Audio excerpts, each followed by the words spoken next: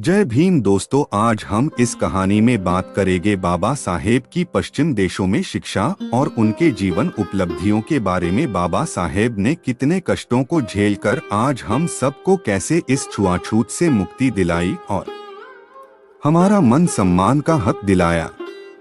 पश्चिम में प्रवास एक शैक्षणिक उपलब्धि मनुष्य के जीवन में परिस्थितियां महत्वपूर्ण भूमिका निभाती हैं। यदि भीम के पिता गंभीर रूप से बीमार न हुए होते तो भीम ने बड़ौदा राज्य की नौकरी न छोड़ी होती। यदि ऐसा नहीं हुआ होता तो भीमराव अंबेडकर की अंतिम नीति क्या होती, यह अटकल का विषय है। पूरी संभावना है कि वह बड़ौदा राज्य की सेवा करते रहेंगे और धीरे धीरे संभवत उच्चतम पद पर आसीन होंगे, राज्य का प्रधानमंत्री पद। हालांकि वे ऐसे दिन थे जब यह उपलब्धि किसी अछूत के सपने से भी परे थी, लेकिन भीम को अपने देश के इतिहास में कहीं अधिक महत्वपूर्ण भूमिका निभानी और अपने लोगों की स्मृति पर एक अमिट छाप छोड़ना तय था। जून 1913 में बड़ौदा के महाराजा ने घोषणा की कि वह राज्य के खर्च पर कुछ योग्य छात्रों को कोलंबिया विश्वविद्यालय में उच्च अध्ययन के लिए संयुक्त राज्य अमेरिका भेजेंगे। यह सुनकर भीम ने अपनी अगली बंबई यात्रा में महाराजा से मिलने का सबसे पहला अवसर लिया और इस अवसर का लाभ उठाने का एक मौका दिए जाने की अपनी हार्दिक इच्छा व्यक्त की। महाराजा, जो पहले से ही भीम की आंतरिक योग्यता से आश्वस्त थे, ने उन्हें अपने राज्य द्वारा दी जाने वाली छात्रवृत्ति में से एक के लिए आवेदन करने की सलाह दी।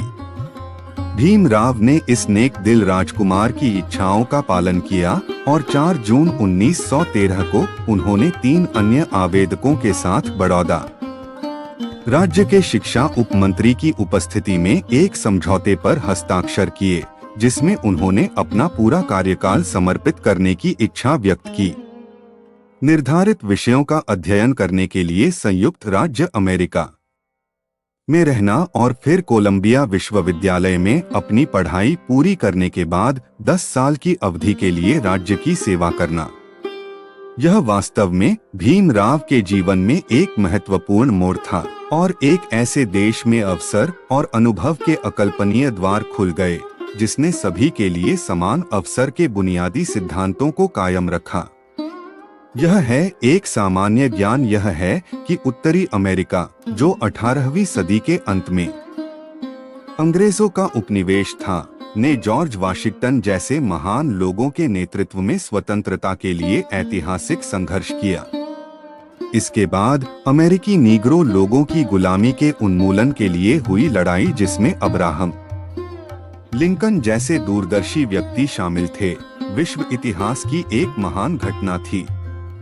संयुक्त राज्य अमेरिका इन उथल-पुथल से एक शक्तिशाली, एकजुट और वास्तव में उदार और लोकतांत्रिक राज्य के रूप में उभरा और न्यूयॉर्क हार्बर पर स्टैच्यू ऑफ लिबर्टी आज स्वतंत्रता, समानता और भाईचारे के सिद्धांतों का प्रतीक बन गया है, जिसके लिए यह नया राष्ट्र है खड़ा था। दुनिया George Washington, Thomas Jefferson, Abraham Lincoln और महान नीग्रो नेता बुकर टी वाशिंगटन जैसे लोगों के जादू से बाहर नहीं आई थी। उन दिनों अमेरिका सचमुच सपनों का देश था। भीमराव अपने दिल में जबरदस्त आशा और उत्साह के साथ जुलाई 1913 के तीसरे सप्ताह में न्यूयॉर्क पहुंचे। प्रारंभिक अवधि में एक आवास से दूसरे आवास में जाने के बाद वह अंततः बॉम्बे के एक पारसी छात्र नवल भाथेना के साथ लिविंगस्टोन हॉल छात्रावास में बस गए। यहीं पर भीम और नवल के बीच जीवन भर की दोस्ती हो गई। पहली बार भीमराव को अस्पृश्यता के कलंक के बिना स्वतंत्र रूप से घूमने, सोचने और कार्य करने का अवसर मिला। उनकी जन्मजात बुद्धिमत्ता और गहरी अंतर्दृष्टि ने अंतः विकास और विकास के लिए उचित माहौल पाया। इस अवधि के दौरान कोलंबिया विश्वविद्यालय के मित्रों और रिश्तेदारों को उनके द्वारा लिखे गए पत्र इस बात का पर्याप्त प्रमाण थे। उदाहरण के लिए, उनके एक मित्र को लिखे गए पत्रों में से एक में अपने पिता उन्होंने महिलाओं की शिक्षा की वकालत की। उन्होंने इस बात पर जोर दिया कि यदि सामाजिक प्रगति का लक्ष्य हासिल करना है तो युवा महिलाओं की शिक्षा भी युवा पुरुषों जितनी ही महत्वपूर्ण है। परिस्थितियों ने उनके रास्ते में जो अनोखा अवसर दिया था उसका सर्वोत्तम संभव उपयोग करने के लिए दृढ़ संकल्पित होकर भीमराव ने अपनी पढ़ाई के लिए एकनिष्ठ समर्पण के साथ खुद को लगाया। उन्होंने मनोरंजक गतिविधियों में शामिल होने में अपना समय बर्बाद नहीं किया जो उनकी उम्र के अन्य छात्रों के लिए सामान्य थी। इसके अलावा उन पर अपने वजीफे का एक हिस्सा अपने परिवार के भरण पोषण के लिए भेजने की जिम्मेदारी थी। ऐसा करने के लिए उन्होंने अपने भोजन में भी कटौती कर दी। अपने एमए पाठ्यक्रम के लिए भीमराव ने राजनीति विज्ञान, नैतिक दर्शन, मानव विज्ञान, समाजशास्त्र और अर्थशास्त्र जैसे कठिन और विविध विषयों को लिया और प्रतिदिन 18 घंटे तक अध्ययन किया। 1915 में अंबेडकर को उनके थीसिस शीर्षक के लिए एमए की डिग्री से सम्मानित किया गया, प्राचीन भारतीय वाणिज्य। इसके अलावा उन्होंने एक पेपर प्रस्तुत किए। मई 1916 में मानव विज्ञान पर एक सेमिनार में उन्होंने भारत में जातियां, उनका तंत्र, उत्पत्ति और विकास शीर्षक दिया, जिसमें उन्होंने न केवल भारत में जाति व्यवस्था की उत्पत्ति का शानदार ढंग से पता लगाया बल्कि इसके बुरे परिणामों को भी बताया। जून 1916 में उन्होंने कोलंबिया विश्वविद्यालय में पीएचडी डिग्री के लिए अपनी थीसिस जमा की, जिसका शीर्षक था भारत का राष्ट्रीय लाभांश, एक ऐतिहासिक और विश्लेषणात्मक अध्ययन। बाद में इस थीसिस को बड़ा किया गया और भारत में शाही प्रांतीय वित्त का विकास के रूप में प्रकाशित किया गया। पूरी किताब ब्रिटिश नौकरशाही और ब्रिटिश शाही व्यवस्था की अत्यधिक आलोचनात्मक थी और अपने देश के प्रति अंबेडकर के प्रेम और चिंता को जोरदार तरीके से सामने लाती थी। कोलंबिया में अपनी पढ़ाई सफलतापूर्वक पूरी की। विश्वविद्यालय के बाद अंबेडकर 1916 में न्यूयॉर्क छोड़कर लंदन चले गए और अक्टूबर 1916 में बारेट लॉ करने के लिए ग्रेज इन में प्रवेश किया और साथ ही उन्होंने प्रसिद्ध लंदन स्कूल ऑफ इकोनॉमिक्स में भी दाखिला लिया। उनका लंदन में रहना एक बार फिर बड़ौदा के महाराजा की कृपा से संभव हो सका, जिन्होंने उन्हें राज्य छात्रवृत्ति पर इंग्लैंड में अपनी पढ़ाई जारी रखने की अनुमति दी। हालांकि बड़ौदा के दीवान ने अलग रुख अपनाया और अंबेडकर को वापस आने के लिए कहा गया। भारी मन से इंग्लैंड छोड़ने से पहले उन्होंने अपने प्रोफेसर डॉ एडविन कैनन की दयालु अनुशंसा के माध्यम से लंदन विश्वविद्यालय से अक्टूबर 1917 से अधिकतम 4 साल की अवधि के भीतर लंदन में अपनी पढ़ाई फिर से शुरू करने के लिए विशेष अनुमति प्राप्त की। उन्होंने अपना सामान बुक किया, एक स्टीमर पर जिसमें अधिकतर किताबें थीं। दुर्भाग्य से इस स्टीमर को रास्ते में एक जर्मन पनडुब्बी ने टॉर्पीडो से उड़ा दिया, लेकिन सौभाग्य से जिस जहाज में अंबेडकर यात्रा कर रहे थे वह सुरक्षित बंबई पहुंच गया। यह प्रथम विश्व युद्ध का दौर था। 21 अगस्त 1917 को अंबेडकर बंबई पहुंचे। यह वह समय था जब भारत उथल-पुथल में था। भारत के राज्य सचिव लॉर्ड मोंटेग राजनीतिक स्थिति का आकलन करने के लिए भारत आए थे। वह 1917 के पूरे नवंबर और दिसंबर महीनों में भारत में रहे। स्थिति का ध्यानपूर्वक अध्ययन करते हुए अंबेडकर ने उस समय भारत में चल रही राजनीतिक और सामाजिक उथल-पुथल पर अपनी राय व्यक्त करना उचित नहीं समझा, क्योंकि वह राज्य की सेवा करने के बंधन में थे। 10 साल तक बड़ौदा, इसलिए वह सितंबर 1917 में बड़ौदा पहुंचे।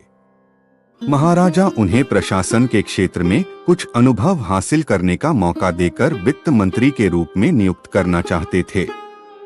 आरंभ में उन्हें महाराजा का सैन्य सचिव नियुक्त किया गया। भले ही वह इस उच्च पद को प्राप्त करने के बाद भी अस्पृश्यता के कलंक ने उनका पीछा नहीं छोड़ा। चपरासियों ने भी उसे एक गिलास पानी देना अपनी शान के खिलाफ समझा। कोई भी होटल उसे ठहराने के लिए तैयार नहीं था। हताशा में उन्होंने महाराजा को एक नोट भेजा, जिन्होंने मामले को दीवान के पास भेज दिया, लेकिन वहां कोई नहीं था जो इसके बारे में कुछ कर सके। अत्यधिक निराश होकर अंबेडकर ने नवंबर 1917 में बड़ौदा को अलविदा कह दिया और बंबई वापस आ गए। कुछ ही समय बाद उनकी सौतेली मां का निधन हो गया। बंबई में अंबेडकर एक अन्य प्रबुद्ध राजकुमार कोल्हापुर के महाराजा शाहू महाराज के संपर्क में आए, जो जाति व्यवस्था की बाधाओं को तोड़ने और अछूतों को हर संभव तरीके से मदद करने की पूरी कोशिश कर रहे थे। यह उनके जीवन का एक और महत्वपूर्ण मोड़ साबित हुआ। महाराजा ने न केवल अछूतों को अपने निजी स्टाफ में पदों पर नियुक्त किया, अछूत छात्रों को मुफ्त शिक्षा, भोजन और आवास की सुविधा प्रदान की, बल्कि सार्वजनिक रूप से उनके साथ भोजन भी किया। यह वास्तव में कहा जा सकता है कि शाहू महाराज उन कुछ व्यक्तियों में से एक थे जिनके दिल में हमारी जाति व्यवस्था के अत्याचार के खिलाफ विद्रोह हुआ था और जिनकी सहानुभूति वास्तव में दुर्भाग्यपूर्ण दलित जातियों के साथ थी। 1919 में महाराजा ने अंबेडकर को एक पाक्षिक पत्र शुरू करने में मदद की। यह अखबार पहली बार 31 जनवरी 1920 को मूक नायक के नाम से निकला। हालांकि अंबेडकर आधिकारिक तौर पर इसके संपादक नहीं थे, फिर भी यह अखबार उनका मुखपत्र बन गया। उन्होंने अपने शानदार तर्क से जाति व्यवस्था में निहित अतार्किकता और बुनियादी अन्याय को उजागर करने के लिए इसका भरपूर उपयोग किया। अंबेडकर के अखबार के आधिकारिक संपादक न बनने का कारण यह था कि नवंबर 1918 में उन्हें अस्थायी आधार पर बॉम्बे के government Sydenham college of commerce and economics में अर्थशास्त्र के प्रोफेसर के रूप में नियुक्त किया गया था। पद स्वीकार करने का उनका एकमात्र उद्देश्य इंग्लैंड वापस जाने और लंदन स्कूल ऑफ इकोनॉमिक्स में अपनी अधूरी पढ़ाई पूरी करने के लिए पर्याप्त धन बचाना था। इस बात को ध्यान में रखते हुए अंबेडकर परेल में इम्प्रूवमेंट ट्रस्ट चॉल के उन्हीं 2 कमरों में बहुत ही साधारण जीवन जीते रहे, जिन पर उनका परिवार उनके पिता के समय से ही रह रहा था। वे हर महीने अपने वेतन की एक निश्चित राशि अपनी पत्नी रमाबाई को देते थे। आखिरकार जुलाई 1920 तक अंबेडकर ने पर्याप्त धन बचा लिया और इसके अलावा उन्हें कोल्हापुर के महाराजा से कुछ वित्तीय मदद भी मिली।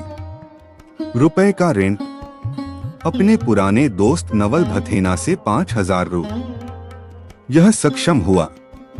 जुलाई 1920 में उन्हें लंदन के लिए रवाना होना पड़ा। उन्होंने अपनी पढ़ाई वहीं से की। लंदन स्कूल ऑफ इकोनॉमिक्स में अर्थशास्त्र और बार में बुलाया गया। इसके साथ ही इसके अलावा उन्होंने प्रसिद्ध लंदन संग्रहालय लाइब्रेरी में लंबे समय तक समय बिताया। लंदन में जीवन कठिन था। अंबेडकर एक कठोर महिला के स्वामित्व वाले बोर्डिंग हाउस में पेइंग गेस्ट के रूप में रहे। नाश्ता और रात का खाना शरीर और आत्मा को एक साथ रखने के लिए मुश्किल से ही पर्याप्त था। फिर भी अंबेडकर की ज्ञान के प्रति लालसा इतनी तीव्र थी कि वे बोर्डिंग हाउस में जो भी थोड़ा बहुत भोजन मिलता था उस पर भी गुजारा करने में कामयाब रहे। वह बाहर का खाना खाने के लिए बहुत गरीब था। समय समय पर उनके पुराने मित्र भथेना ने उनकी आर्थिक सहायता की।